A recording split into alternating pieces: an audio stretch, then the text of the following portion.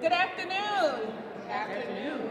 My name is Assemblymember Bichotte Hermelyn. I'm here with Daniel Hermelyn, and I'd like to thank everyone for joining us during Black Maternal Health Week. Yes.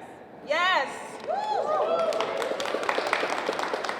As we advocate for legislation and action addressing the maternal mortality crisis, I'm proud to be joined by my thankful senators who has co-host Senator Webb and a whole host of colleagues that you're going to be hearing.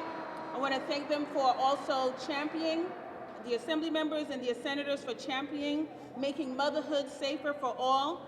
And thanks to, I want to also thank Ann Margaret from the Director of New York State DOH Bureau of Prenatal. And I also want to give a shout out to all of our advocates, the New York State midwives. Let's give it up. Yes, our midwives are here to support this effort and movement. I also want to give a shout out to all the doulas. Yes. Yeah, doulas is in the house, yes. We are on the 7th annual Black Maternal Health Week, not just spread awareness of the maternal issues of our communities that are facing. This is an urgent call to action. Pregnancy can be a time of immense joy, a moment of new beginnings, but the healthcare system is failing Black families, leaving women and their infants to wonder if they will leave the hospital alive. I'm one of the many who have suffered that unspeakable loss of losing a child, and it's a life mission to ensure moms, all moms, don't experience this suffering. We keep hearing grim statistics on the disparities in health outcomes devastating women of color. Black women are 3 times, 4 times, 5 times, 6 times more likely to die from pregnancy causes than our white counterparts. But this affects us all, with the maternal mortality rates in the U.S. higher than any developed nation. We've made immense strides, passing significant laws, but the crisis seems to still be worsening. Infant mortality rates rose for the first time in 2 decades. We could keep talking about statistics, but we're here to take action. Right. In the Senate and the Assembly, we are building a maternal health agenda that creates equity in every birth. Just like the joy of pregnancy, we are focusing on the bright future where all moms get the health care and equity they deserve. Now, I'm not just talking about the delivery room. Right. We are taking on all root causes of Black maternal health and maternal health in general, from access to doulas, access to midwives, to mental health care for moms, to culturally sensitive health provisions. This January, I joined our first mother, Governor Kathy Hochul, at the same hospital my baby Daniel was born at, Wyckoff, in Brooklyn, as she introduced a sweeping 6-month plan to take on holistic pain points Black moms are experiencing. With nearly $86 million invested in key elements, there's so much to build on, including expanding paid family leave to cover prenatal care, providing paid benefit for access to prenatal medical appointments, allowing New Yorkers to use doula services without recommendation from a physician, having access to more midwives, and reducing the rate of preventable C-sections. We started off the new year with governor's agenda, and we're well into 2024 session. We need to expand collectively to end this tragic, avoidable crisis. The CDC says 80% of pregnancy-related deaths are preventable. That's why we need to keep working together to tackle the racial and socioeconomic disparities behind this crisis and create comprehensive reform. Let's meet the moment for motherhood. Now you'll hear from my colleagues and advocates as we introduce the Maternal Health Equity Agenda. I'm proud to introduce the co-host and maternal health champion, Senator Webb, to discuss our unwavering commitment to protecting all moms. Thank you so much. I want to extend my profound and deep appreciation to Assemblymember Anise. You know, she, as a mother, she is doing a phenomenal job in advocating for other mothers, not just in the Assembly, but for many families across the state. So can we give her a round of applause, and a beautiful, beautiful munchkin that's here with us. I want to thank all my colleagues that are here as well, and I'll keep my comments short. As the chair of Women's Issues, this year we introduced a 12-bill package on the anniversary of Roe v. Wade, and this package deals with maternal and reproductive health care access. As has been shared, that this is Black Maternal Health Awareness Week, and it's been around for the last 7 years. One of the things I also wanted to lift up is that the theme for this year is Our Bodies Still Belong to Us, Reproductive Justice Now. And so when you think about that theme and all the work that we're doing in the state legislature, I am not a mother, but I am a proud auntie.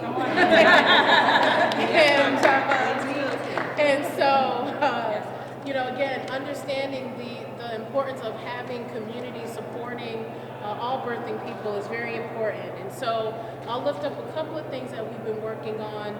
We actually have, in this context of trying to address the maternal health crisis, as my esteemed colleague in the Assembly already mentioned, I have a bill that was a part of the 12-bill package to actually establish a maternal health working group. Because we know these disparities exist, we want to develop strategic initiatives to really break down the structural failure, because these kinds of statistics are indications that it's not a one-on-one issue, it's a structural failure. And that means that we have an obligation and responsibility, not only as elected officials, but also as practitioners, and we can change it.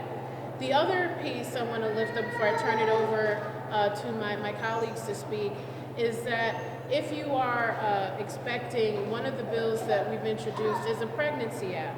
This is an app that will help you, give you well-informed information to help guide you during your pregnancy journey, pre and post. And so again, these are just a few of the measures.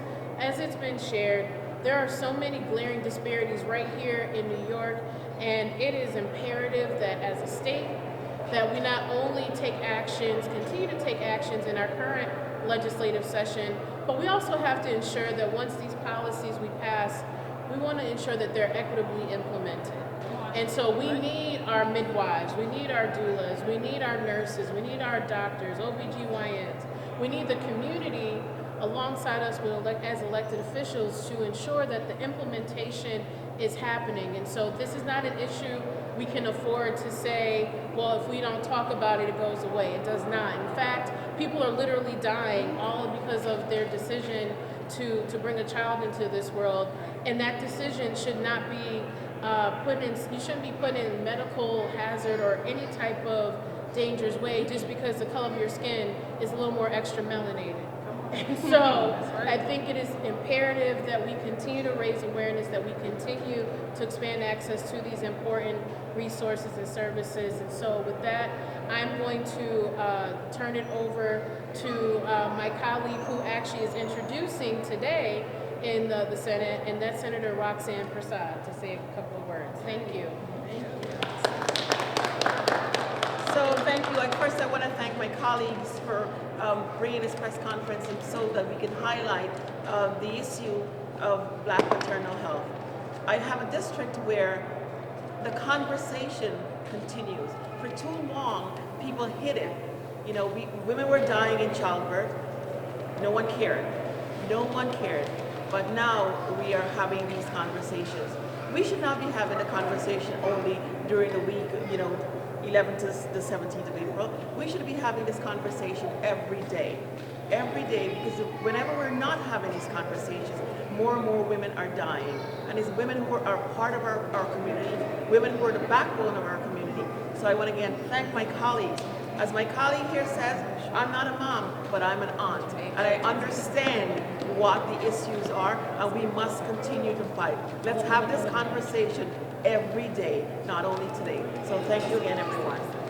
Well said, Auntie. Thank you, Auntie. Yo, it's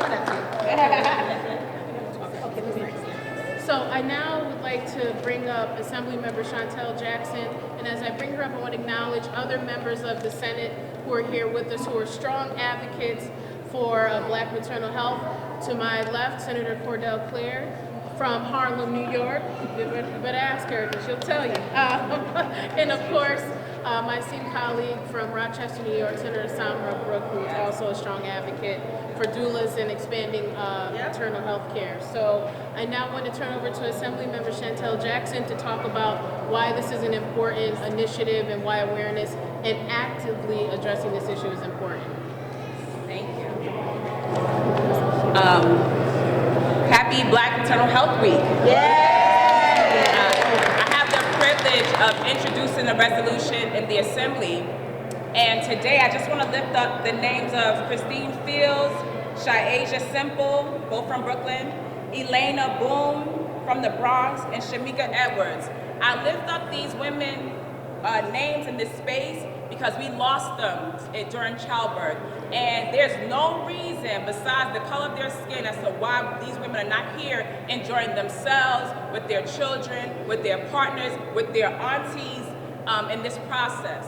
And so we need to acknowledge the systemic racism that exists, the implicit biases that exist, call it out for what it is, and move forward. We have way too many women in government now. We have way too many women in business now. We have way too many women that are doctors now for us to still be dealing with this issue. We are asking for everyone to be a part of this movement to make sure that Black women can see their children be born. Black women see their children have their first birthday. Black women see their children go off to school. Black women deserve that, just like every other woman.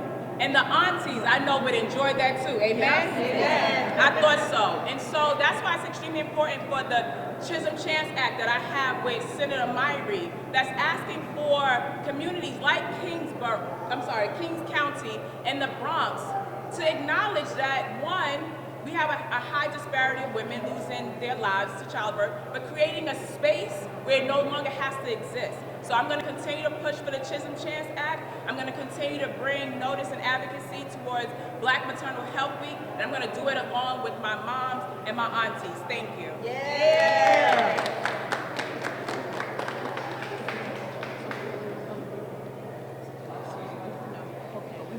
So as we close, so again, we want yes, I want to make sorry, thank you. We're also in the middle of budget, so you know how that goes, fighting. So we have been joined also by advocates, and so I'm going to bring up.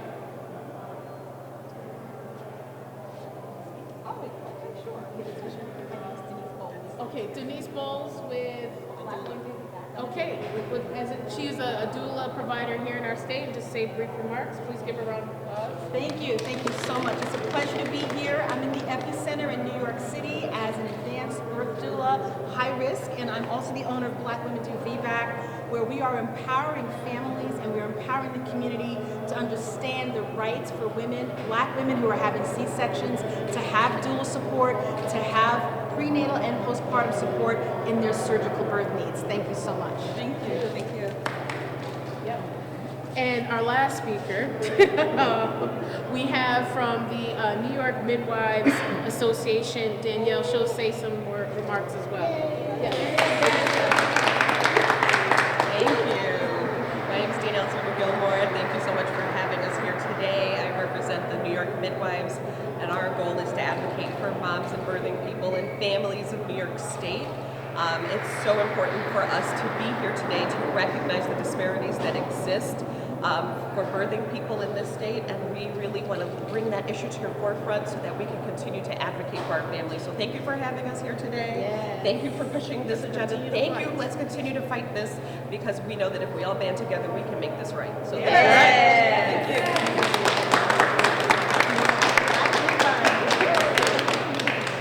Okay, so as we close for real this time, again, this is such an important issue that affects all of us across the state.